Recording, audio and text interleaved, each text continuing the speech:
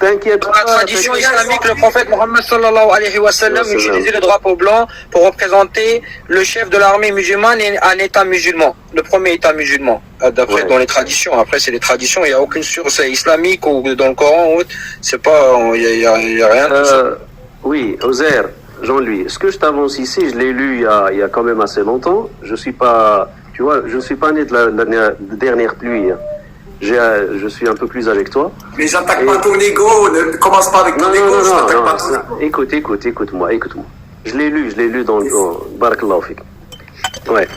T'inquiète pas. Descends, c'est pas l'ange Gabriel qui est venu informer le prophète Mohammed sallam, hein. Descends. Tu peux te tromper,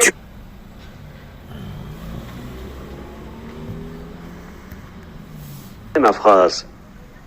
Je te dis que non, c'est pas que je te laisse pas terminer. Je te vois partir, je te vois voler. En disant, je suis pas des gars je l'ai lu depuis longtemps. Tu peux lire des erreurs. Tu peux lire des histoires de chiites. Tu n'es pas infaillible. Je te dis, redescends. Je t'ai demandé, mon frère, comment tu dois dire, si tu étais humble et modeste, c'est ce que tu aurais dit. D'accord, je te ramène la preuve parce que tu as raison, Jean-Louis. Mais c'est ce que je te dis là. Ce que je te dis là, Jean-Louis, c'est que je vais te ramener des preuves et tout ça. C'est juste que je n'ai pas mon laptop à côté et tout ça. Je vais te sortir tout ça. Et dans un live ou bien je t'écrirai ça en privé, il n'y a pas de souci. Ou bien dans un live, il n'y a pas de souci. Tu vois? Je t'écrirai ça et je te donnerai toutes les sources. Eh ben, tu sais qu'il y a énormément de gens qui disent que ça serait très très étonnant parce que les talibans, ils utilisent le drapeau de blanc parce qu'ils considèrent que c'est la paix. Oui, mais je suis d'accord avec toi. Je suis tout à fait d'accord avec toi. Donc en fait, tout le monde s'est trompé, sauf le texte de Rachid. Ils se sont pas trompés. Ils se sont pas trompés. J'ai cette question de drapeau, de couleur de drapeau. Personnellement, je l'ai lu, je l'ai étudié. Il n'y a aucun souci. Là, maintenant, tu me demandes des preuves directes. Moi, je te dis, cette question, je l'ai étudiée il y a longtemps. Il faudra que je ramasse toutes les preuves, tous les hadiths, tous les machins, tout ce qui est authentique d'ailleurs. Je ne veux pas de hadith faible ou quoi que ce soit. Et l'exposer. Voilà, c'est tout. Ok. Après, non, Jean-Louis, Rachid, il t'a juste demandé si tu avais les sources ou pas. T'as dit, j'ai pas les sources sous les yeux, et après, il t'a rien demandé de méchant. Oui, il n'y a pas de problème. Mais moi, j'attends. Mais vous savez que j'ai une responsabilité devant Allah, que c'est marqué haute. Et il y a 103 personnes qui écoutent. Donc, moi, j'ai une responsabilité que quand quelqu'un vient avec une science, d'être sûr de cette science, parce que c'est quand même. Alors, c'est qu'ils sont. Parce que je ne savais pas cette information. Oui, il n'y a pas de problème. Et il y a plein de gens qui ne connaissent pas cette information. Oui. Donc il est normal. Est-ce que tu m'en veux de demander cette science qui est importante parce qu'on parle de la religion? Absolument pas. On est d'accord. Oui, je t'en veux pas du tout. C'est de ma faute, j'aurais pas dû m'avancer. Rachid, et moi j'ai parlé avec les talibans, et les talibans m'ont expliqué exactement ça, parce que moi j'ai posé la question. J'ai dit, mais on a parlé, au Khorasan, il y a les bannières noires qui doivent venir. Mais pour l'instant, les bannières noires, ce sont les Khawalaji, on ne sait même pas c'est qui leur gouverneur, on ne sait même pas c'est qui, on ne sait même pas. Les extrémistes. Donc moi, je comprends pas. C'est qui? Ils travaillent pour qui? On dirait un fantôme, leur émir. Et je me suis dit, mais qu'est-ce qu'on fait là maintenant? Et quand ils m'ont dit ça, ils m'ont dit, mais écoute, nous, on n'est pas contre le drapeau noir. Mais nous, on n'a rien on va pas faire la guerre à des musulmans. C'est l'Afghanistan, c'est la loi d'Allah, on a nos territoires. Donc moi j'ai compris que c'était logique ce qu'ils ont dit. Moi dans ma tête c'est rentré, je dis ah ouais je comprends. Vous n'êtes pas contre les drapeaux noirs et peut-être que quand le Mehdi va arriver, vous allez lever le drapeau noir et vous allez aller vers le Mehdi. Moi j'ai compris comme ça. Toi tu m'apportes une autre information où tu dis que le drapeau blanc c'est le drapeau de la guerre. Alors que moi je les vois pas en guerre là pour l'instant, je les vois en paix. L'islam c'est pas la guerre, hein. L'islam c'est pas quoi la guerre, l'islam c'est avant tout la paix. La paix c'est l'amour, c'est ceci, cela. Il faut moi je pense trop qu'on est. Donc quand on parle de guerre, ça veut dire Vas-y, continue. Allah barakallahu fik. Ouais. Son apparition égale signe majeur. Donc en fait, quand Mehdi viendra, c'est un grand signe. Donc, c'est pour ça que ce qu'il a dit, quand il a dit que les bannières sont déjà arrivées, les bannières noires avec le Mehdi, moi je ne crois pas trop ça parce que quand Mehdi va venir, le vrai Mehdi va arriver, du dans Khorasan et tout ça, mais il y a une divergence, on ne va pas polémiquer sur le fait et on ne va pas se disputer sur le fait. Mais quand le Mehdi va apparaître, le Mehdi, les gens du Khorasan vont le prêter allégeance, mais c'est un signe majeur. C'est-à-dire que tous les petits signes seront déjà apparus. Et un des petits signes qu'on n'a pas encore vu, c'est l'Euphrate. La montagne d'or qui sera à l'Euphrate. On n'a pas encore vu ce petit signe. Oui. Donc vous ne pouvez pas dire que le Mehdi est déjà venu avec une autre bannière, l'armée du Mehdi est venue avec... Et toute cette théorie, pour moi, elle ne tient pas la route. Avec tout le respect que je vous dois, parce que j'ai des preuves que le Mehdi, quand il va venir, c'est un signe majeur de l'heure. C'est un grand signe de fin des temps. C'est qu'il ne reste pas grand temps pour la terre pour qu'elle... Ouais. Ouais, c'est un des grands signes de la fin des temps quand le Mehdi arrive. Pas symbolique, et ce n'est pas symbolique. C'est pas un symbole le Mehdi. C'est un vrai homme. Oui. Et c'est pas politique. C'est pas un truc politicien, tout ça. C'est la religion qui fait la politique et vient remettre la religion d'Allah et la politique d'Allah. Pas de revendication. Pas des groupes. C'est fini les groupes là, sectaires et tout ça. Les signes seront visibles, mondiaux et indéniables. Et subhanallah, quand tu as 1400 ans, il n'y avait pas la technologie comme maintenant. Regardez, aujourd'hui, je suis en Afghanistan, je suis en train de vous parler, vous êtes en Belgique, en Suisse, en France. J'arrive à vous parler et communiquer à 97 personnes dans mon appartement en Afghanistan. Et c'est là où on voit que le miracle d'Allah, Allah il va faire venir le Mehdi, mais ça se fait par la capacité, on ne sait pas Allah comment il va faire, mais le monde entier va savoir que le Mehdi va arriver. Et ça va être un signe flagrant pour les croyants. Grâce aux koufars, non, grâce à Allah avant tout. Et c'est vrai que même les koufars, quand ils ont la technologie et qu'ils l'utilisent contre, c'est pour ça que tout l'argent qu'ils dépensent les koufars, ça sera une source de regret pour eux. Tout l'argent qui gaspille pour ramener les gens dans la mécréance, ça sera une source de regret pour eux. Et nous, on est en train de, regarde, je suis dans une technologie de kafir et je suis en train de parler de l'Afghanistan et l'Al-Wadara et le Mehdi. Avec 42 000 likes, avec des gens qui me donnent des roses, avec... Et voilà, et alors? J'ai islamisé TikTok. J'ai charalisé TikTok. Je continue. Les hadiths rapportés, maintenant je vous donne des preuves. Le prophète Mohammed sallallahu alayhi wa sallam a dit, une armée sortira du Khorasan.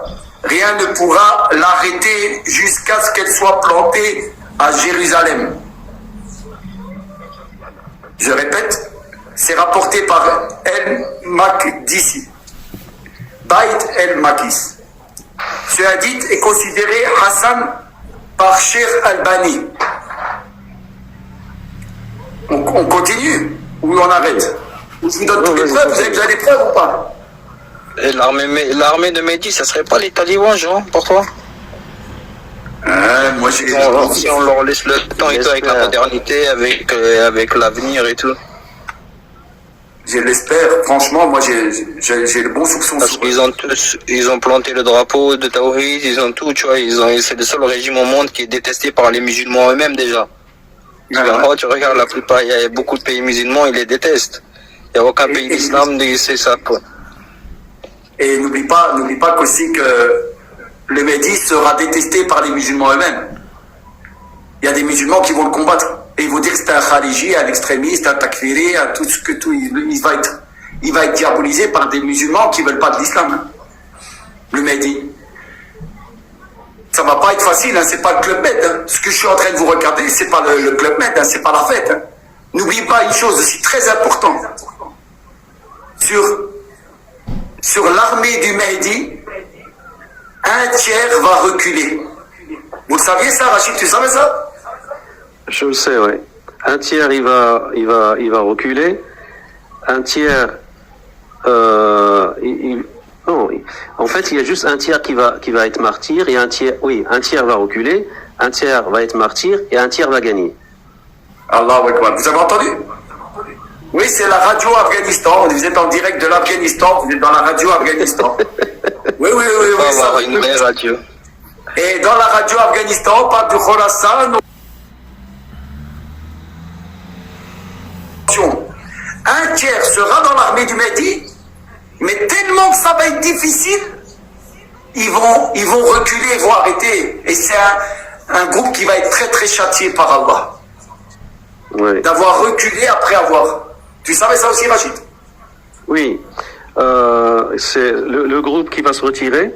C'est Allah, il va pas leur pardonner. Ils sont châtiés des châtiments les plus douloureux. D'ailleurs, ce tiers-là, c'est un tiers des hypocrites. Hein. Et le tiers. Pourquoi ils sont rentrés dans cette armée? Rachid, moi j'ai une question. Pourquoi ils sont quand même rentrés dans cette armée? Ouais, ils sont rentrés dans cette armée comme les hypocrites qui ont été avec le prophète sallallahu alayhi wa sallam, à la bataille. Non, moi je pense pas. Moi j'ai connu beaucoup de moujahidines avec la bouche. Et que pour le butin. Et j'ai vu les extrémistes dans le takfir, les racailles de Molenbeek et de Skarbek ils sont partis dès qu'il y avait du butin là-bas. Oui. Ils sont partis en Syrie dès qu'il y avait du butin. Exact. Donc, un tiers va partir avec l'armée du Mehdi parce qu'ils vont dire il y a moyen de faire de l'argent, il y a moyen d'avoir du pognon, il y a moyen de faire ci.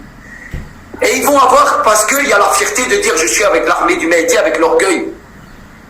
Mais quand l'épreuve va devenir, ça va être dur, Allah va dévoiler leur hypocrisie, comme tu dis, mais pas la grande hypocrisie, mais leur saleté qu'il y a dans leur cœur, qu'ils ont été que pour l'argent. Ils n'ont pas été pour élever la parole d'Allah et pour mettre la justice, mais que pour l'argent et le pouvoir.